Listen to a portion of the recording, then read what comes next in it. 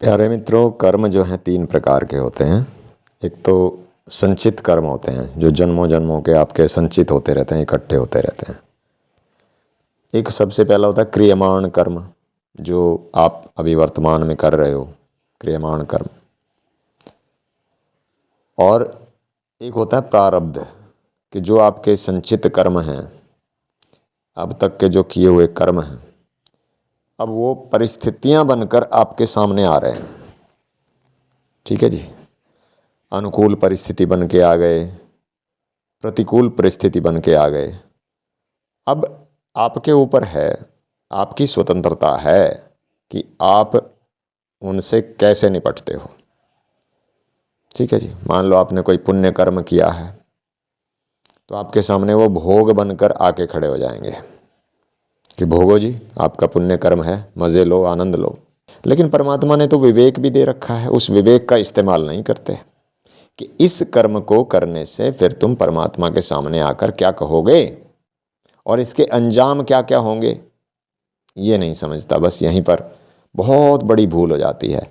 और सुनो प्यारे मित्रों, और बात सुनो मेरी, कि जैसे मान लो आपने समर्पण कर दिया भगवान के सामने, हे भगवान मैं तो तेरा हूँ, आज से मैं तेरी शरणागत हो गया, बस तू जो चाहे वो करा लेना, मेरी अपनी कोई इच्छा नहीं है। अब परमात्मा को समर्पित कर दिया सब कुछ, और जब भोग की बारी आई, स्त्री सामने आई और अनेक तरह के भोग, खाने के, घूमने के, पीने के, स्पर्श के, बहुत तरह के भोग हैं। अब यहाँ पर साधक संजीवनी टीका जो स्वामी राम सुखदास द्वारा लिखी गई है, इसके 1125 पेज पर मैं पढ़ रहा हूँ। यहाँ पर लिखा हुआ है कि मनुष्य में 4 तरह की चाहना हुआ करती है। एक धन की, दूसरी धर्म की, तीसरी भोग की और चौथी मुक्ति की। प्रचलित भाषा में इन्हीं चारों को अर्थ, धर्म, काम और मोक्ष के नाम से जाना जाता है। नंबर 1 है अर्थ। धन को अर्थ कहते हैं। वह धन जो है 2 तरह का होता है, स्थावर और जंगम। सोना, चांदी, रुपए, ज़मीन, जायदाद, मकान आदि स्थावर हैं, और गाय, भैंस, घोड़ा, ऊंट, भेड़, बकरी आदि जंगम हैं। धर्म क्या है? सकाम अथवा निष्काम भाव से जो यज्ञ, तप, दान, व्रत, तीर्थ आदि किए जाते हैं उसको धर्म कहते हैं। काम क्या है? सांसारिक सुख भोग को काम कहते हैं।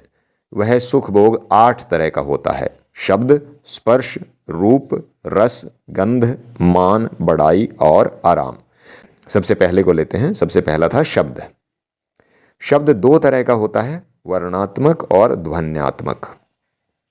व्याकरण, कोश, साहित्य, उपन्यास, गल्प, कहानी आदि वर्णात्मक शब्द हैं। खाल, तार और फूंक के 3 बाजे और ताल का आधा बाजा, ये 3.5 प्रकार के बाजे ध्वन्यात्मक शब्द को प्रकट करने वाले हैं। इन वर्णात्मक और ध्वन्यात्मक शब्दों को सुनने से जो सुख मिलता है वह शब्द का सुख है। दूसरा है स्पर्श। स्त्री, पुत्र, मित्र आदि के साथ मिलने से तथा ठंडा, गरम, कोमल आदि से, अर्थात उनका त्वचा के साथ संयोग होने से जो सुख होता है वह स्पर्श का सुख है। तीसरा है रूप। नेत्रों से खेल, तमाशा, सिनेमा, बाजीगरी, वन, पहाड़, सरोवर, मकान आदि की सुंदरता को देखकर जो सुख होता है वह रूप का सुख है। और चौथा है रस। मधुर, मीठा, अम्ल, खट्टा, लवण, नमकीन, कटु, कड़वा, तिक्त, तीखा और कषाय, कसैला। इन 6 रसों को चखने से जो सुख होता है वह रस का सुख है। और 5वां है गंध।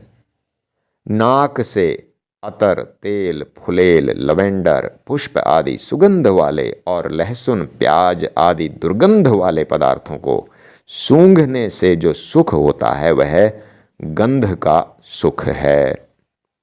और छठा है मान। शरीर का आदर सत्कार होने से जो सुख होता है वह मान का सुख है। फिर है 7वां बड़ाई। नाम की प्रशंसा, वाह वाह होने से जो सुख होता है वह बड़ाई का सुख है। आराम, ये 8वां हो गया। शरीर से परिश्रम न करने से अर्थात निकम्मे पड़े रहने से जो सुख होता है वह आराम का सुख है, वह आराम का सुख है। अब एक चौथा, ये जो 4 बताए थे, अर्थ, धर्म, काम और मोक्ष, ये काम के फिर 8 रूप बताए हैं अभी आपको, जो शब्द है, स्पर्श है, रूप है, रस है, गंध है, मान, बड़ाई, आराम, ये 8 हो गए। अब चौथा है मोक्ष।